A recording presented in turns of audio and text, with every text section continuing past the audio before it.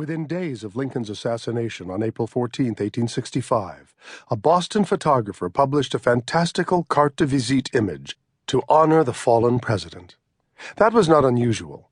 Printers, photographers, and stationers across the country produced hundreds of thousands, if not millions, of ribbons, badges, broadsides, poems, and photographs to mourn Lincoln. But the image from Boston was different, for it expressed a sentiment not of mourning, but of vengeance.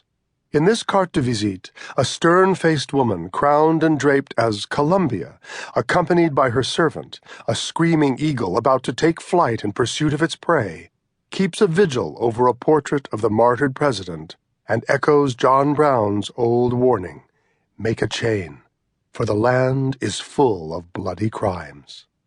Soon, in the aftermath of the chase for Jefferson Davis and the Lincoln assassination and death pageant, manacles and chains became symbols of the spring of 1865.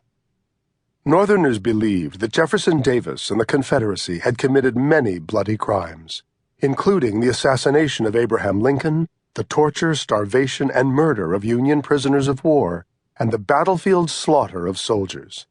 In the South, Lincoln and his armies were seen as perpetrators, not victims, of great crimes. In the climate of these dueling accusations, the people of the Union and the Confederacy both shared a common belief and could agree upon one thing. In the spring of 1865, an era of bloody crimes had reached its climax. The spring of 1865 was the most remarkable season in American history. It was a time to mourn the Civil War's 620,000 dead and to bind up the nation's wounds. It was a time to lay down arms, to tally plantations and cities that had been laid to waste, and to plant new crops. It was a time to ponder events that had come to pass and to look forward to those yet to be.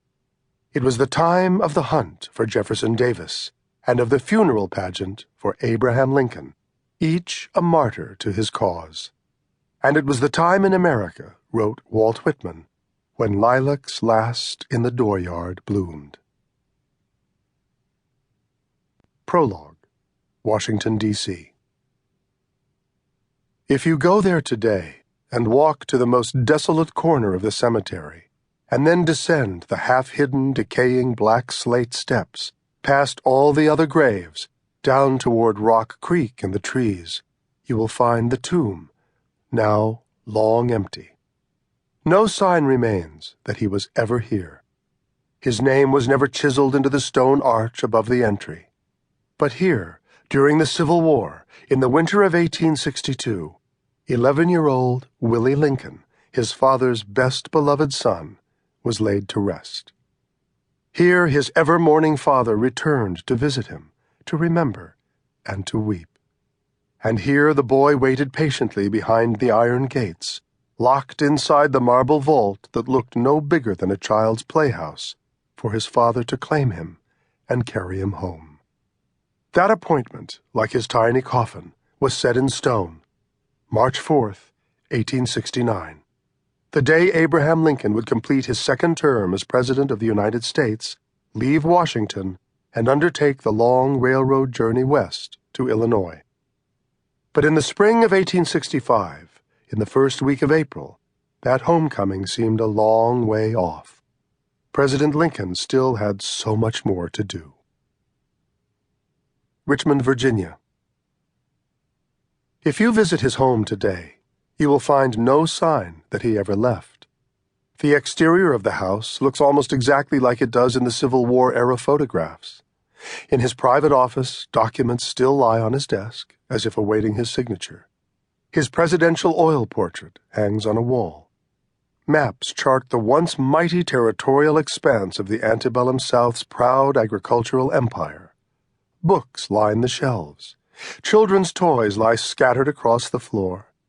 The house is furnished as it was April 2nd, 1865, the day he last walked out the door, never to return. In the spring of 1865 and the first week of April, he also had much to do. The future was uncertain. His capital city could no longer be defended and might fall to invading Union armies within days, even hours.